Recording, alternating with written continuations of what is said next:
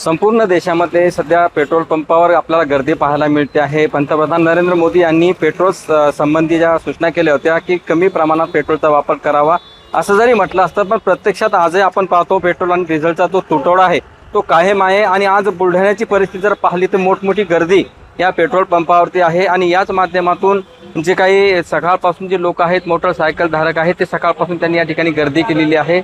आणि यामुळे अनेक पंपावर नो स्टॉकचा सुद्धा बोर्ड लागलेला आहे आणि ही गर्दी सातत्याने दिसते आहे। यामुळे कुठेतरी त्या युद्धाचा परिणाम आपल्याला दिसतो आहे आणि भविष्यात याची झळा जी आहेत ती येणाऱ्या काळामध्ये आपल्याला पाहायला मिळणार आहे। तर दुसरी बाजू जर पाहिली तर डिझेल या ठिकाणी नाही आहे। सध्या शेतीचे कामं खोळंबलेली आहे, शेतीसाठी लागणारं जे डिझेल आहे त्यामुळं सध्याची परिस्थिती अशी आहे की डिझेल पंपावरती आणि नो स्टॉकचे बोर्ड अनेक पंपावरती लागले आहे। पण एकंदरीत आपण सध्या स्थिती पाहू शकतो की मोठी गर्दी अनेक पंपावरती या बुलढाणा जिल्ह्यामध्ये आपल्याला सातत्याने दिसते आहे। गणेश सौडतकर, LS मराठीसाठी बुलढाणा।